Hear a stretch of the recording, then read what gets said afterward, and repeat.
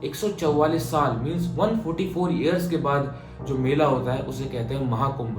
पर एक लड़की को इससे दिक्कत हो जाती है। वो कैमरा लेके वीडियो बनाना शुरू करती है और बाबा को तंग करने लगते हैं वो लड़की और इसके साथ के कुछ लोग। बाबा है क्यों भाई, बाबा क्यों ना पहने कपड़े, बाबा क्यों ना चले चप्पल में, बाबा क्यों गाड़ी में ना चले।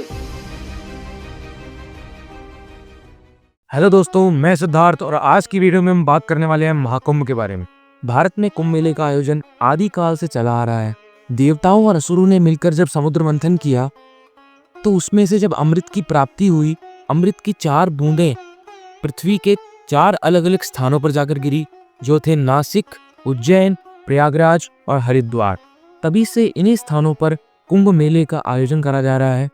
ये चारों स्थान आदिदेव महादेव के अलग अलग स्वरूपों के नाम से प्रसिद्ध हैं। हर 6 वर्ष में जो मेला होता है उसे कहते हैं अर्धकुंभ, हर 12 साल में जो होता है उसे कहते हैं कुंभ, और हर 144 साल मीन्स 144 ईयर्स के बाद जो मेला होता है उसे कहते हैं महाकुंभ। अभी जो प्रयागराज में चल रहा है महाकुंभ, वो महाकुंभ है जो 144 ईयर्स के बाद आता है। अब मैं आपको बताता हूँ महाकुंभ में चर्चा में रहने वाले लोग। एक बाबा आपने सुना होगा, कांटे वाले बाबा करके, सोशल मीडिया पे वीडियो वायरल है। ये बाबा क्या करते थे? ये बाबा कांटों पे निर्वस्त्र, मतलब नंगे बिना बिना वस्त्रों के बैठते थे, और जो भी श्रद्धालु वहाँ से गुजरते थे वो इन्हें कुछ भी दान दक्षिणा थोड़ी बहुत जो देनी होती थी वो देते थे। सब ठीक चल रहा है, पर एक लड़की को इससे दिक्कत हो जाती है। मैं सिक्के को नोट में कन्वर्ट करके दे रही हूँ, जल्दी लाओ। वो कैमरा लेके वीडियो बनाना शुरू करती है और बाबा को तंग करने लगते हैं वो लड़की और इसके साथ के कुछ लोग। अब इन लोगों ने उन बेचारे बाबा को इतना तंग किया कि उन्हें महाकुंभ छोड़ के जाना पड़ा। पर सोशल मीडिया की लोग बुराई करते हैं, पर मैं इस बात पर सोशल मीडिया को सपोर्ट करना चाहूँगा कि आप लोगों के सपोर्ट की वजह से और कुछ अच्छे लोग जो समाज में अच्छाई फैला रहे हैं, उन लोगों की वजह से वो बाबा वापस आए और अभी फ़िलहाल महाकुंभ में ही होंगे वो।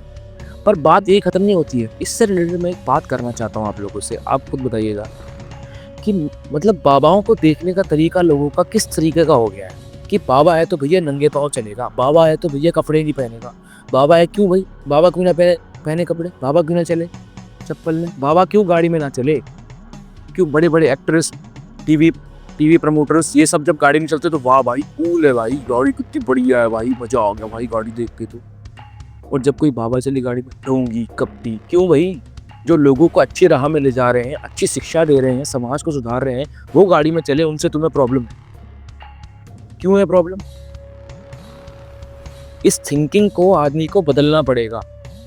इस थिंकिंग को बदलना पड़ेगा कि भाई बाबा क्यों नहीं चल सकते भाई बाबा। इस थिंकिंग को बदलना पड़ेगा इस यूथ ने।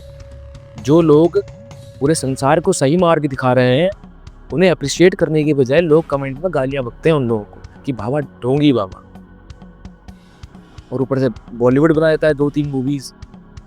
ऐसी मूवीज का भी बहिष्कार करो और जो गलत बोलता है उसका भी। इस थिंकिंग को बदलना पड़ेगा।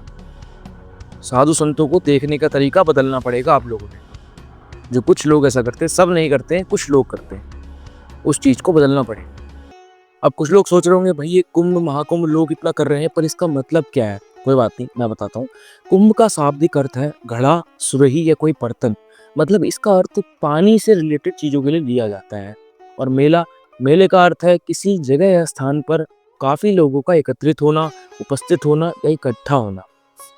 अब ये जो कुंभ शब्द है, ये इसका वर्णन प्राचीन हिंदू ग्रंथों जैसे ऋग्वेद में भी किया गया है। कुंभ मेले का पूरा अर्थ मैं बताता हूँ। कुंभ मेले का अर्थ है अमृत का मेला, मतलब अमृत का मेला। अब एक और बाबा जो इस महाकुंभ मेले में बहुत ज्यादा फेमस हुए, जिनको आप IITN बाबा के नाम से जानते हैं, इनका असली में नाम अभय सिंह गिरवाल है। ये हरियाणा के झज्जर जिले से बिलोंग करते हैं। इन्होंने अपनी इंजीनियरिंग एरोस्पेस इंजीनियरिंग में कंप्लीट करी है।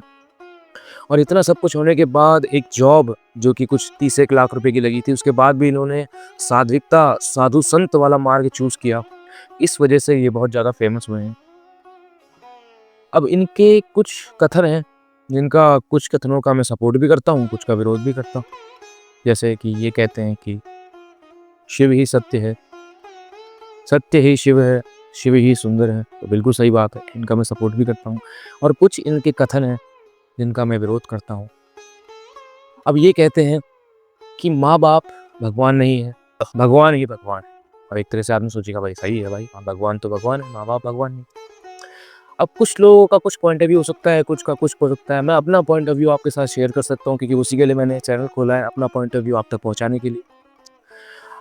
अब मैं अपना बता सकता हूँ, आप मुझे बताइएगा कमेंट सेक्शन में कि आपका क्या पॉइंट ऑफ व्यू है कि माँ बाबा या माँ बाप बड़े हैं या भगवान।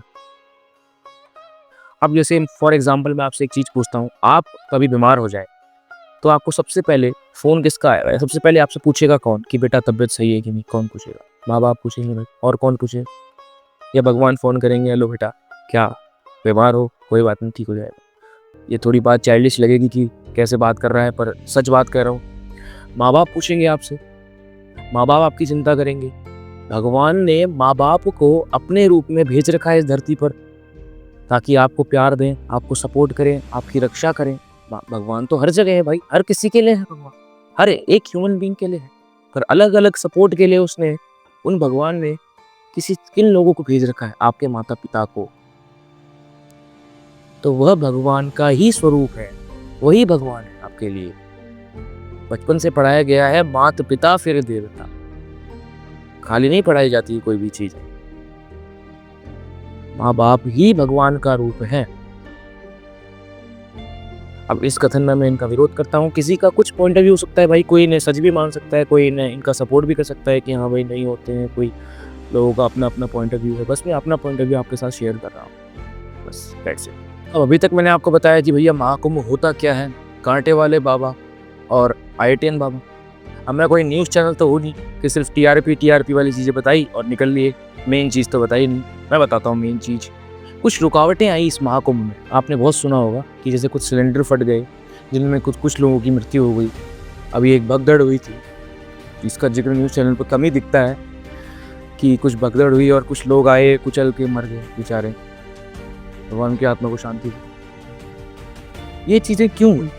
कुछ लोग इसमें सरकार को दोषी ठहरा रहे हैं, कुछ लोग को दोषी ठहरा रहे हैं। और सरकार एक तरह से हम कितना दोषी ठहरा सकते हैं? सरकार ने अपनी तरफ से इतने 1000 करोड़ रुपए लगा के सब व्यवस्थाएं बनाई। लोग भी अपने भाई, लोग क्या कर रहे हैं? लोग अपने आ रहे हैं, अपना स्नान करने आ रहे हैं ना, किसी को मार रहे हैं, कोई क्यों आएगा कुचल के? वो तो प्रकृति गलती है। अब इसमें हम किसी को दोष नहीं दे सकते। सरकार को भी हम कहाँ तक दोष देंगे इस चीज़ में? सरकार को भी दोष नहीं दे सकते ना मित्रा। कौन सा योगी जी खुद ही करवा रहे हैं, भगदड़ मचवा रहे हैं। IITN बाबा से रिलेटेड या कुछ लोगों से रिलेटेड एक और चीज़ है जिनकी मैं बात करना चाहूँगा, जो कि है नशा। आपने इंटरव्यू में देखा होगा इन बाबा के हाथ में सिगरेट रहती है, और कुछ लोग कहते हैं भैया हम तो भोले के भगत हैं, भैया हम तो चिलम पियेंगे, सिगरेट पियेंगे। अगर चिलम पीने से, सिगरेट पीने से ही भगवान की प्राप्ति हो रही है, तो ये सड़क पे जो घूमते हैं दिन की 10-20 सिगरेट पीने वाले नशेड़ी, इनको सबसे पहले भगवान मिल गए होते। उसके लिए कई पहाड़ों में जाके तपस्या करने वाले साधु संतों को पुराने ज़माने में अभी भी भगवान की प्राप्ति नहीं हो रही होती। सिगरेट पी रहा है, उसको प्राप्ति हो जाती। ये तो थिंकिंग है आज के लोगों की। देखा है मैंने, गांजा उनके हाथ में बोलते हैं, गांजा भी पीते हैं, हम सिगरेट भी पीते हैं, भैया शिव के भक्त हैं। कहाँ लिखा है भाई? किस पुराण में लिखा है कि सिगरेट पीना है, चिलम पीने से शिव के भक्त बन जाते हैं? कहाँ लिखा है? बस एक फैशन बना दिया है कि भैया नशे करेंगे, नशे, सिगरेट पियेंगे, चिलम पियेंगे, पहाड़ी में घूमेंगे तो हम भोले के भगत हो गए, भोले हमें सपोर्ट करेंगे। इन सब चीज़ों से बचिए, इस गंदे इन्फ्लुएंस से जो आपको नशे की ओर ले जाए कि भैया चिलम पीने से भैया भगवान शबा भोले शंकर मिलते हैं, चिलम पीने से, सिगरेट पीने से, गांजा पीने से। ऐसा कुछ नहीं होता। ऐसे गंदे इन्फ्लुएंस से बचिए और ऐसे इन्फ्लुएंसर्स को फॉलो भी मत करिए जो आपको ये बात कहते हैं। अब हम आ गए वीडियो के एंड पर। मैं बस आपसे इतना ही कहना चाहूँगा कि ये महाकुंभ 144 साल बाद आता है। अब ये पीढ़ी तो दोबारा, हमारी वाली जनरेशन ये दोबारा नहीं देख पाएगी। तो अगर मौका मिले तो ज़रूर जाइएगा इस महाकुंभ, ज़रूर जाइए अपने परिवार को लेकर। बस मेरी आपसे यही विनती है, आप खुश रहें, हंसते रहें, मुस्कुराते रहें, और इस वीडियो को ज़्यादा से ज़्यादा शेयर करें, लाइक करें, सब्सक्राइब करें। और एक श्लोक के, एक मंत्र के साथ इस वीडियो को यहीं एंड करूँगा नमः पार्वती पते हर हर महादेव।